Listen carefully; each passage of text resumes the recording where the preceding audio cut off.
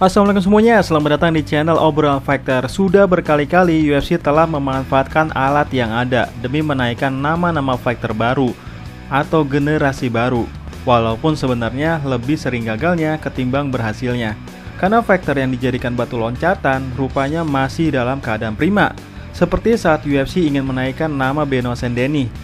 Fighter yang sangat prospek ini langsung secepat kilat UFC antar Beno Sendeni menjadi 5 besar kelas lightweight dengan cara memberikan lawan seperti seorang Dustin Poirier yang mungkin UFC pikir Dustin Poirier sudah menjadi besi tua setelah kekalahan KO dari Justin Gaethje. Kekalahan yang sangat di luar prediksi siapapun karena bisa-bisanya seorang Dustin Poirier kalah KO hanya dalam 2 ronde walaupun dari kaki seorang Justin Gaethje. Nah, setelah kekalahan itu semakin membuat Dustin Poirier kehilangan arah pada saat itu. Umurnya semakin tua, langkah untuk meraih gelar semakin jauh. Jadi, atas rasa depresi itu membuat UFC yakin Dustin Poirier mungkin sudah seperti Tony Ferguson versi kedua. Tapi, setelah Beno Sendeni menghadapi seorang Dustin Poirier, rupanya Dustin masih sangat tangguh dengan membuat Sendeni knockout. Tapi dalam beberapa momen, UFC berhasil menaikkan nama-nama fighter prospek atau generasi baru. Seperti yang kita tahu yaitu Sean O'Malley, di mana UFC terus berusaha menjaga rekor Sean O'Malley supaya terus menang beruntun, yaitu dengan terus memberikan lawan non-ranking atau bukan fighter 10 besar atau bahkan 15 besar. Dan ketika UFC menyadari bahwa Petr Yan yang sudah menjadi besi tua karena sudah 2 kali kalah dari Aljamain Sterling, yang menandakan bahwa Petr Yan sudah tidak kompetitif lagi, sehingga UFC dengan berani menjadikan Petr Yan menjadi lawan Sean O'Malley. Padahal lawan terakhir Sean O'Malley adalah fighter non-ranking yaitu Pedro Munhoz. Lalu tiba-tiba UFC menjodohkan Petr Yan sebagai fighter ranking 1 kelas bantamweight dengan Sean O'Malley yang baru masuk jajaran 15 besar kelas bantamweight. Dan rupanya proyek UFC ini berhasil.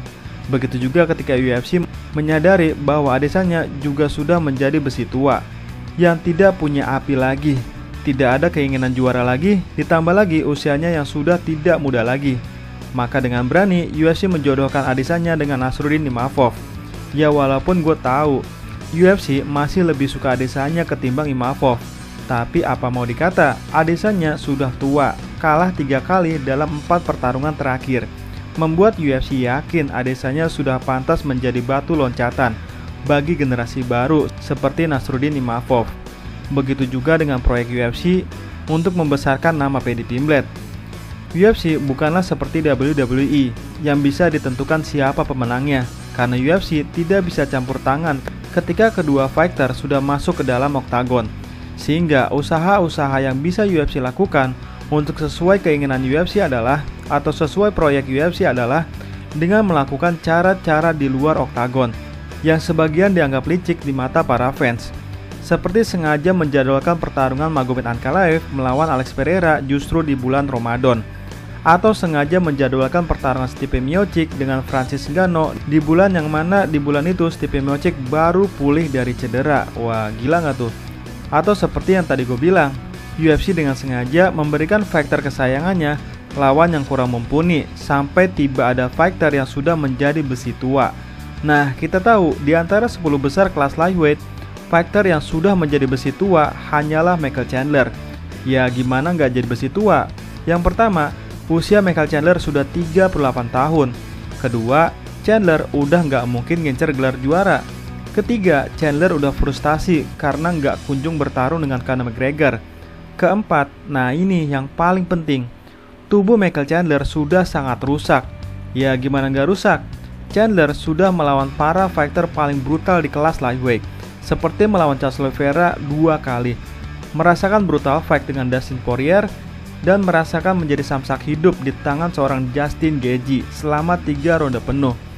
Sehingga UFC sangat menyadari bahwa Michael Chandler bukan iron lagi, tapi scrap iron, alias si besi tua.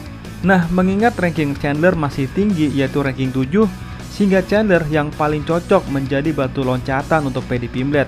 Dan benar saja, Pimblett yang jauh lebih tinggi dari Chandler ditambah lagi Pimblett yang sangat mudah gemuk membuat Pimblett terlihat seperti fighter kelas welterweight yang bertarung melawan fighter lightweight. Sehingga walaupun Pimblet bisa di takedown, tapi Chandler tidak bisa melakukan serangan apapun ketika mengontrol Pimblet. Tetapi sebaliknya, Pimblet yang punya tubuh lebih besar dengan mudahnya membanting Chandler, lalu mengontrolnya dan menghancurkan Chandler dengan darah yang terus mengucur. Setelah kemenangan ini, tentu banyak narasi dan reaksi yang bermunculan. Dimulai yang pertama, reaksi dari Dustin Poirier, yang kebetulan menjadi seorang analis, dengan berkata, "Dia tangguh, bagaimana saya bisa menolaknya lagi? Siapa yang mengira Paddy akan menjatuhkan Chandler ke matras seperti itu dan naik ke atasnya, serta mendominasinya seperti itu? Paddy orang yang hebat, Paddy adalah prospek, sekarang dia adalah kontender. Anda harus menganggapnya serius sekarang. Setelah ini, Paddy harus melawan Dan Hooker." Reaksi kedua dari Michael Chandler, yang berkata, "Tidak pernah menyerah dalam pertarungan. Foto ini merangkum semuanya. Selama saya masih punya detak jantung dan tangan untuk dipegang, saya sudah menang." Reaksi ketiga dari Paddy Pimblett ketika di konferensi pers pasca pertarungan dengan berkata, "Sejujurnya saya lupa tentang dia.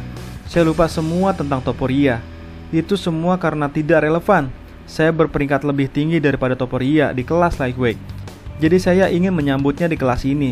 Aku akan melakukan hal yang sama persis pada Ilia Topuria, seperti yang telah saya lakukan kepada Michael Chandler.